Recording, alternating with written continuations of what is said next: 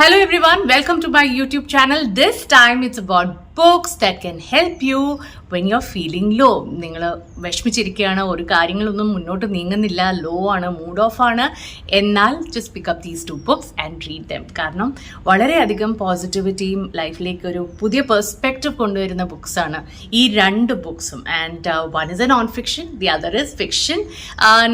Non ഫിക്ഷൻ്റെ കാര്യം പറഞ്ഞു കഴിഞ്ഞാൽ വളരെ അധികം ആൾക്കാർ വായിച്ചിട്ടുള്ള പുസ്തകമായിരിക്കും. കേരളത്തിൽ എത്ര പേര് വായിച്ചിട്ടുണ്ടെന്ന് അറിയില്ല, but it's a very very popular book. And fiction എന്ന് പറഞ്ഞാൽ എൻ്റെ പേഴ്സണൽ ഫേവറേറ്റ് ആയിട്ടുള്ളൊരു പുസ്തകമാണ്. And I'm going to explain and tell you about these books in detail. So let's get going. Which one should I start with? ഫിക്ഷനിൽ തുടങ്ങാം അല്ലേ? കുറേ നാളായിട്ട് ഞാൻ ഫിക്ഷൻ ബുക്സ് ഒന്നും റിവ്യൂ ചെയ്തിട്ടില്ല. And this I wanted to talk about for a long time. But the book is called A Man Called Owie by Fredrik Bachman. അദ്ദേഹം ഒരു Swedish ഓഥറാണ്, and he has written several books. Many of these books are very popular books the world over. അതിനകത്ത് Anxious People and Bear Town, ഈ 2 books ഭയങ്കര popular ആയിട്ടുണ്ട്. In fact, I want to pick up both these books and read them. Why do I love this book? I generally like books that make you laugh. ഈ book വായിച്ചപ്പോൾ ചിരിക്കുകയും കരയും എല്ലാ ഇമോഷൻസും ഇങ്ങനെ വന്നു പോകുന്ന മാതിരി ഫീൽ ചെയ്തു. കാരണം ഒരു ലെവലിൽ നമ്മൾ ചിരിക്കുകയാണെങ്കിലും മറ്റൊരു ലെവലിൽ അത് നമ്മൾ ചിന്തിപ്പിക്കുകയും ചെയ്യുകയാണ്. ഇൻഫാക്റ്റ് നമുക്ക് പലപ്പോഴും നമ്മൾ ഈ ക്യാരക്ടറായിട്ട് ഇത്രയും ക്ലോസ്ലി കണക്ട് ആയി പോകും. ഇൻഫാക്ട് ഹിസ് പ്രോബ്ലംസ് നമ്മുടെ പ്രോബ്ലംസ് ആയിട്ട് നമുക്ക് തോന്നി തുടങ്ങും. അത്രയും മനോഹരമായിട്ടാണ് ഈ പുസ്തകം എഴുതിയിരിക്കുന്നത്. ഈ പുസ്തകം എവിടെ നിന്ന് കിട്ടി? I guess it's been a precious gift. It's a lovely gift by my husband. അദ്ദേഹം വായിക്കുന്ന ബുക്സ് പൊതുവേ ആക്ഷനും കൗബോയും എല്ലാം ആണ്. അപ്പോൾ എനിക്ക് പൊതുവെ അങ്ങനത്തെ ബുക്സിനോട് വലിയ താല്പര്യമില്ല. So I was not very sure when he gifted me this book. I was like, what is this book all about? He said just read it. And trust me, ഇതൊരു വളരെ നല്ലൊരു എക്സ്പീരിയൻസ് ആയിരുന്നു reading this book. So our main character is Owie. He is 59 and he is a person who is a stickler for rulesum routinesum വളരെ rigid ആയിട്ട് follow ചെയ്യുന്ന ഒരു വ്യക്തിയാണ്. He is not by any imagination a person we could like or even tolerate. വളരെ grumpy, negative and എന്താ പറയുക, ചുറ്റുമുള്ള ആൾക്കാർക്കൊക്കെ ഒരു ശല്യം, ഒരു മെനസും ഒരു ഡിസ്റ്റർബൻസും ആയിട്ടുള്ള ഒരു മനുഷ്യനാണ്. Not that he goes into their space just because he is a stickler for rules. അപ്പോൾ ആരെങ്കിലും എന്തെങ്കിലും ഈ കമ്മ്യൂണിറ്റി നെയ്ബർഹുഡിൽ എന്തെങ്കിലും അവിടുത്തെ നിയമങ്ങൾ, ഈ നമ്മളെ അസോസിയേഷനിലൊക്കെ ഉള്ള കക്ഷികളില്ലേ എപ്പോഴും ഇങ്ങനെ കുറ്റം കണ്ടുപിടിച്ച് ഇങ്ങനെ they keep poking the nose into everything, അതുപോലത്തെ ഒരു കക്ഷിയാണ്. So in this neighbourhood he is not considered somebody who is very warm and welcoming. And അവിടെ ഒരു ക്യാറ്റ് ഉണ്ട്. He is also a character in the book and Owie doesn't particularly like the cat and the cat doesn't like him either. So that's a very interesting relationship they share. But as the story progresses, this relationship also changes. It's actually worth a read. And ഈ ഒരു neighbourhood എന്ന് പറയുന്നത് വളരെയധികം ഒരു തരം റെസിസ്റ്റൻസിൻ്റെ ഒരു എക്സാമ്പിളാണ്. കാരണം ആ ഫുൾ ഏരിയ കോർപ്പറേറ്റ് ബിൽഡേഴ്സ് ഒക്കെ ടേക്ക് ഓവർ ചെയ്യാൻ ഉദ്ദേശിച്ചിരിക്കുകയാണ്. അപ്പം ഇവിടെ ഒരു വ്യക്തി is fighting for his space. അത് എക്സിസ്റ്റ് ചെയ്യാനുള്ള റൈറ്റിന് വേണ്ടി സ്ട്രഗിൾ ചെയ്യുന്ന ഒരു വ്യക്തിയാണ് ഓവേ. ഓവേ ജീവിച്ചിരുന്നത് ഓവയുടെ വൈഫിന് വേണ്ടിയാണ്. And this a person suppose to be very beautiful. അവർ വളരെ വാം, ജെൻറ്റിൽ, കെയറിങ് ആയിട്ടുള്ള ഒരു ടീച്ചറാണ്. ആൻഡ് അവർ മരിച്ചു പോകുമ്പോൾ ഓവയുടെ ജീവിതത്തിൽ ഒരു വലിയൊരു നഷ്ടമാണ്. In fact it becomes completely meaningless and void. അപ്പോൾ എന്തിനി ജീവിക്കണം എന്നുള്ളൊരു ചോദ്യമായി ഓവയുടെ മുന്നിൽ. ഓവേ റിട്ടയറായി, ഒന്നും ചെയ്യാനില്ല, ചുറ്റുവട്ടത്ത് സ്നേഹിക്കുന്നവരും സപ്പോർട്ട് ചെയ്യുന്നവരും ആരുമില്ല. അങ്ങനെ സ്നേഹിക്കാൻ മാത്രം അങ്ങനെ വലിയ ക്വാളിറ്റീസും ഇല്ല. അപ്പോൾ അങ്ങനെയുള്ളപ്പോൾ അദ്ദേഹം തീരുമാനിക്കുകയാണ്, എനിക്ക് ജീവിതം മതിയായി, ഇനി ഞാൻ മരിക്കാൻ പോവാന്ന് പറഞ്ഞിട്ട് അതിൻ്റെ തയ്യാറെടുപ്പാണ്. അപ്പോൾ സീലിങ്ങിൽ ഒരു വലിയ ഹുക്കൊക്കെ തുളച്ച് കയറ്റി അതിൽ തൂങ്ങി മരിക്കാനുള്ള തയ്യാറെടുപ്പിലാണ് Ove as we start reading the book. And then one fine day, the tall, lanky one and his pregnant wife, അങ്ങനെയാണ് ഓവേ ഇവരെ ഡിസ്ക്രൈബ് ചെയ്യുന്നത് ആദ്യമായിട്ട്. These guys literally reverse their car into Owe's life and how Owe's life just gets transformed. ഇവരുടെ relationship വളരെയധികം turbulent ആണ്. And this turbulence is so beautifully captured. In fact, I must tell you, there are paragraphs where I laughed hysterically and there are paragraphs where I just cried uncontrollably while reading this book. The whole sense of emptiness, loneliness, and the magic of human connection is so beautifully narrated in this book that, even after you've kept the book down, you keep thinking about owie over and over again. As usual, ഈ ബുക്കിൽ നിന്ന് ഞാൻ കുറച്ച് lines വായിക്കാം. And in fact this is right at the beginning of the book and it got me absolutely laughing hysterically. And this is something which I would read out to you. It is right in the beginning of page 1-ലേക്ക് തന്നെ നമുക്ക് പോവാം. And let me read it out to you.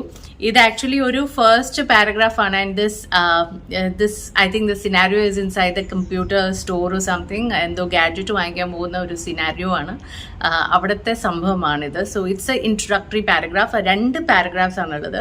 So I'll just quickly read you through this paragraph to kind of give you a gist of what this book feels like. Okay, so the first chapterle first paragraph ആണ്, and they have written the title of the paragraph is "A man called Owie buys a computer that is not a computer." Owie is 59. He drives a Saab. He is a kind of a man who points at people he doesn't like the look of, as if they were burglars and his forefinger a policeman's torch. He stands at the counter of a shop where owners of Japanese cars come to purchase white cables. Owie eyes the sales assistant for a long time before shaking a medium-sized white box at him. So he's shaking a medium-sized white box at the sales assistant. So this is one of those O-pads, isn't it? He demands. The assistant, a young man with a single-digit body mass index, looks ill at ease. He visibly struggles to control his urge to snatch the box out of Owie's hands. Yes, exactly, an iPad. Do you think you could stop shaking it like that? I guess many of you would be having this problem. എനിക്ക് പലപ്പോഴും books വായിക്കുമ്പോൾ ഈ നമ്മൾ cinema കാണുന്ന പോലെ ഒരു full റീലാണ് എൻ്റെ മുന്നിൽ കൂടെ പോകുന്നത്, ഫുൾ സീക്വൻസ് ആൻഡ് സീൻസ് ആണ്. And I could the first time I read it I was like oh my God, കുറച്ച് റിലേറ്റബിൾ ആണ് ഓവേ, കാരണം ടെക്നോളജിക്കലി ഞാനും കുറച്ച് പുറമോട്ടാണ് കേട്ടോ. സോ അപ്പം പലപ്പോഴും ഇങ്ങനെ കമ്പ്യൂട്ടർ സ്റ്റോഴ്സിലൊക്കെ പോയി പല മണ്ടത്തരങ്ങൾ പറയുകയും ചെയ്തിട്ടുമുണ്ട്. അപ്പോൾ I could see the sales assistant getting edgy or irritable and just ലാഫിങ് സംടൈംസ്. അപ്പോൾ ഈ ഒരു പാരഗ്രാഫ് കണ്ടപ്പോൾ എനിക്ക് തോന്നുന്നു ഓവയായിട്ടുള്ള ഒരു എംപത്തിയോ സിമ്പത്തിയോ എന്തോ ഒരു കണക്ട് ഉണ്ടായെന്ന് തോന്നുന്നു. അതുകൊണ്ടായിരിക്കും ഞാൻ പെട്ടെന്ന് അങ്ങ് ഹൂക്ക്ഡായി പോയത്. ഈ story is so interesting that I think it can be made into a Malayalam movie too. ഇതിൻ്റെ ഓൾറെഡി ഒരു സ്വീഡിഷ് മൂവി ഇറങ്ങിയിട്ടുണ്ട്, and I believe it is available one of the OTT platforms. പിന്നെ ഇതിൻ്റെ ഇംഗ്ലീഷ് മൂവി ഇപ്പോൾ Tom Hanks ചെയ്യാൻ പോകുന്നു എന്നാണ് കേട്ടത്. നമ്മുടെ മമ്മൂക്ക ഈ സിനിമ ചെയ്തിരുന്നെങ്കിൽ, ഇതൊരു സിനിമ ആക്കിയിരുന്നെങ്കിൽ, I think I could imagine him as Ove. He would do it brilliantly, I'm sure. Anyways, just wishful thinking. ആവശ്യത്തിലധികം ഞാൻ ഈ ബുക്ക് പ്രൊമോട്ട് ചെയ്ത് കഴിഞ്ഞിരിക്കണം. ബട്ട് ആക്ച്വലി ഇതൊരു പ്രൊമോഷൻ അല്ല, ഇതെനിക്ക് അത്രയ്ക്ക് ഇഷ്ടപ്പെട്ട പുസ്തകമായതുകൊണ്ടാണ് I feel so excited about sharing about the story with you. Go ahead, read it, pick up the book, and I'm sure it will be available in one of the libraries of the book stores. It's a very popular book. അപ്പോൾ എന്തായാലും വായിക്കുക കേട്ടോ. And especially if you are low and you are not feeling very great, I think Ove is the best person you should get to know. Now coming to the second book, non-fiction book ആണ് Ikigai, the Japanese secret to a long and a happy life. This book, I love the cover കേട്ടോ. This is one of my favorite colors. Blue is always my favorite color. എവിടെയെങ്കിലും ഒരു blue ഉണ്ടെങ്കിൽ എൻ്റെ കൈ നേരെ ബ്ലൂയിലേക്ക് പോകും. And this book is exactly the kind of book I would pick up without even knowing what the content is. So I think I picked it up ഇങ്ങനെ തന്നെ.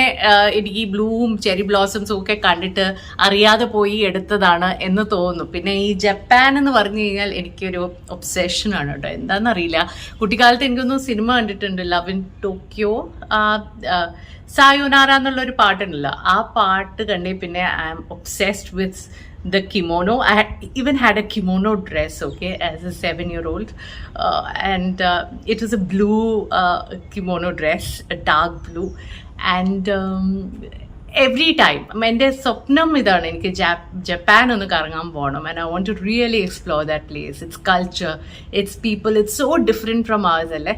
So anyway, I've digressed again. This is the book Ikigai. So let me get back to the review of the book. The Japanese are thought to be very people who live very long lives, and especially in Japan there is this place called Okinawa where many people, in fact most of them, live beyond 100 years. Appo they there are researchers who went on there and talked to people and tried to understand why they live for so long, and they could come across some common factors. Of course, there's a healthy lifestyle, eating in moderation, exercise, friends, community, all of that, yes. But beyond that, there was a sense of purpose, a sense of meaning in their lives that propelled them forward. Appa adine kurichana ee pustakam. So these researchers found out that all of these people who are living there, they had this idea called Ikigai, and which they practiced, that helped them live this long lives. Ikigai is the happiness of always being busy. So according to the Japanese, some people have discovered the Ikigai, some will go on to discover it, but everyone has an Ikigai. And Ikigai is the reason why you get out of bed in the morning. ഇപ്പം എൻ്റെ കാര്യം പറഞ്ഞു കഴിഞ്ഞാൽ 8 മണിക്ക് മുമ്പേ എണീക്കാൻ താല്പര്യമുള്ള ആളല്ല, പക്ഷെ എന്നാലും ഒരു 4:30-5 മണിക്ക് എണീക്കേണ്ടി വരുന്നു. That is a reason to get out of the bed is my 3 children. 3 കുട്ടികൾക്കുള്ള സ്കൂളിലേക്കുള്ള ഡബ്ബയും ടിഫിനും ഉണ്ടാക്കാനാണ് ഞാൻ രാവിലെ എണീക്കുന്നത്. So it can be my ikigai, right? So the book goes on to tell us about blue zones, basically places across the world where people live the longest, and the researchers all of them found a lot of common factors. In fact, namli bustam vaichu കഴിഞ്ഞാൽ it is almost like pala case studies under about people who found their purpose in life and went on to live meaningful lives. Case studies about people പ്രായമുള്ളവർ who have lived really long and അവരുടെ lifestyle related ആയിട്ടുള്ള അല്ലെങ്കിൽ അവരുടെ തോട്ട്സും ഒക്കെ document ചെയ്തിട്ടുണ്ട്.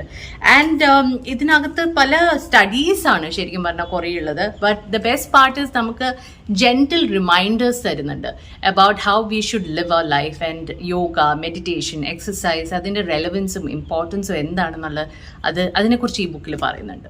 So കുറച്ച് pointers to living a long, healthy, happy life. Let me just give it out to you, and it is there in the book. You can purchase the book and keep it with you. One is never retire. I agree with that completely. I don't think I'll ever retire.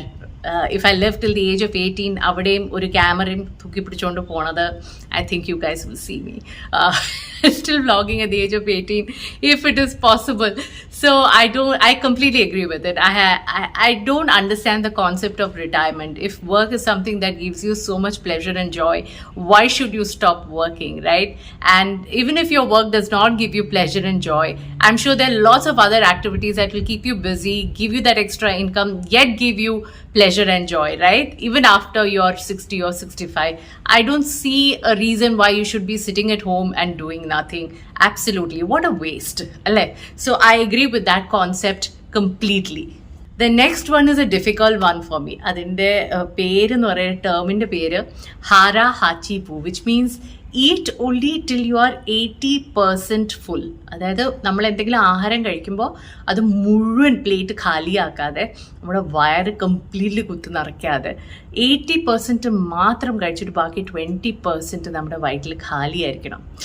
അതെനിക്ക് ഇത്തിരി ഡിഫിക്കൽട്ടാണ് കേട്ടോ. നിങ്ങൾക്ക് എളുപ്പമാണോ എനിക്കറിയില്ല. ഞാൻ എവിടെയെങ്കിലും റെസ്റ്റോറൻറ്റിലൊക്കെ പോയാൽ, വീട്ടിലാണെങ്കിൽ പിന്നെയും എനിക്ക് മാനേജ് ചെയ്യാം, പക്ഷേ വെളിയിൽ റെസ്റ്റോറൻറ്റിലൊക്കെ പോയി കഴിഞ്ഞാൽ ഒരു രക്ഷയില്ല കേട്ടോ. ഞാൻ കംപ്ലീറ്റ്ലി അങ്ങ് ഫുള്ളായിട്ടേ ഞാൻ പുറത്തിറങ്ങത്തുള്ളൂ.